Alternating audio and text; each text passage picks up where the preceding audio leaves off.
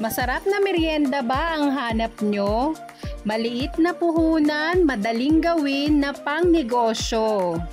Tara, umpisa na natin! Ito po ay 1 kilo ng kamote. Nabili ko po ito ng 60 pesos. Pero ang bentahan po nito ay 65 pesos. So may discount po tayo na 5 pesos. So babalatan na po natin ito.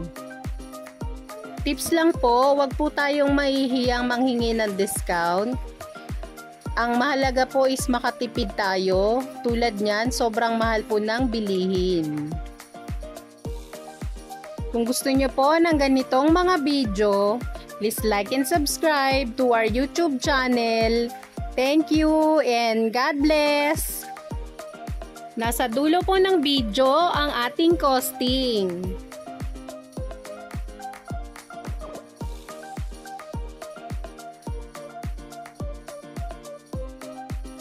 Ito po, nabalatan na natin ang ating kamote. Hihiwain naman natin ito.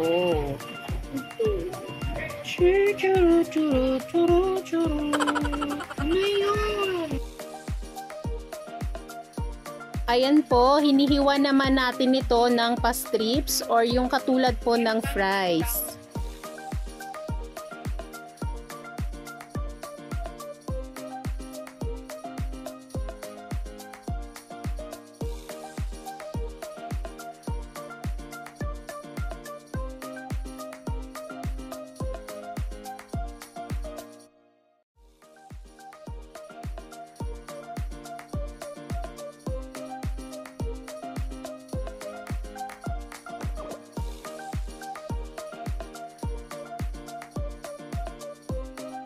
Ito na po, nahiwa na natin lahat ang ating kamote. Sasa lang natin ito sa medium heat. Ito po ay 2 liters ng mantika.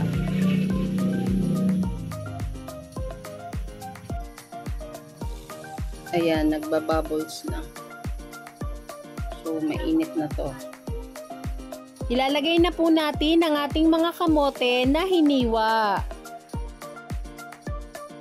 I-spread lang natin ito at siguraduhin natin na halublob yung ating kamote sa mantika.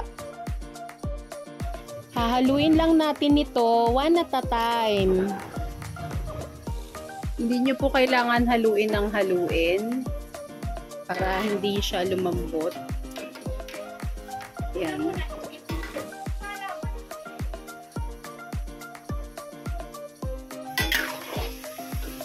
Ayan.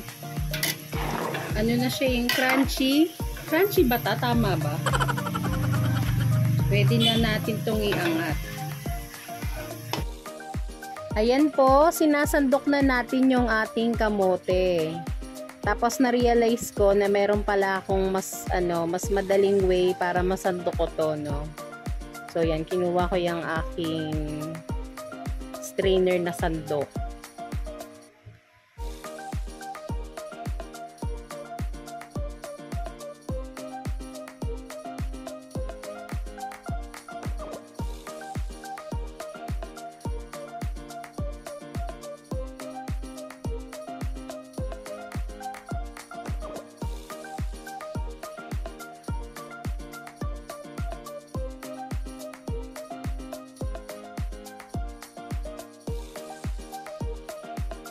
Maglalagay po tayo ng 3/4 cup ng ating like brown sugar. Bali po yung cup natin, 1/4 cup yan. So, 3 po yung nilagay natin.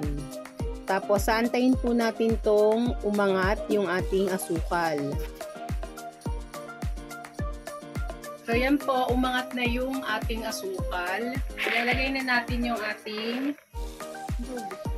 kamote fried.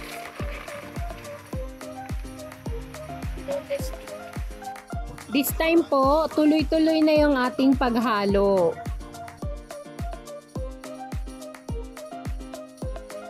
Yan, nahaluin lang natin ito para dumikit yung ating asukal. asukal sa kamote. Kung gusto nyo po ng ganitong mga video, please like and follow our FB page. Maraming salamat!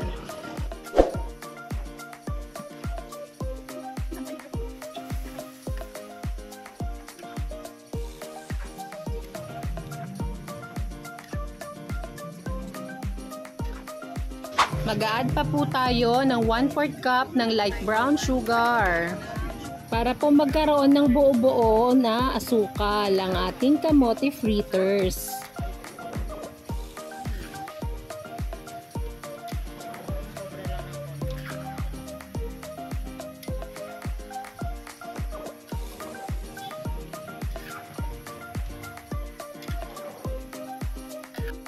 So yan po, luto na ang ating kamote fritters.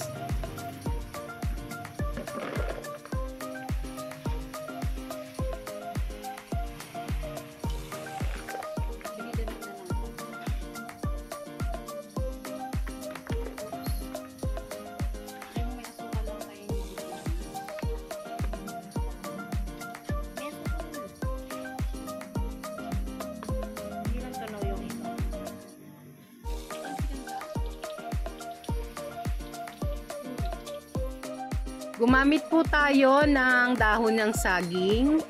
Tapos yan po, pinat ko lang yan para maisapin natin sa ating styro na plate.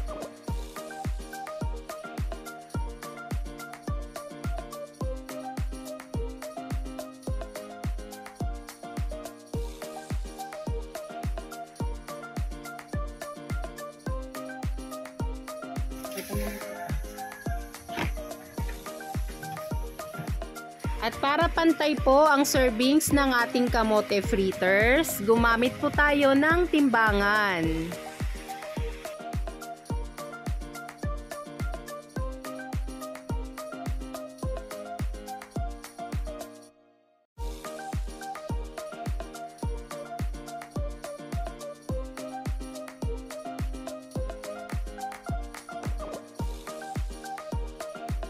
Ang timbang po nito ay 76 grams.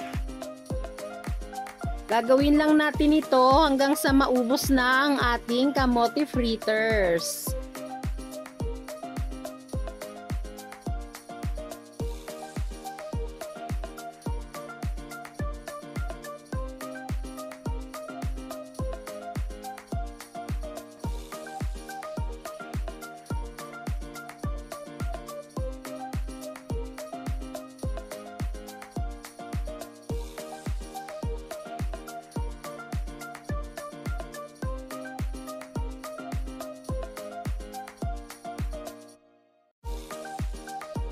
Nakagawa po tayo ng 9 servings ng kamote fritters. At para po sa ating costing, nag-costing po tayo based sa ating napamili. Ang ating puhunan ay 99.70. 9 servings naman po ang ating nagawa.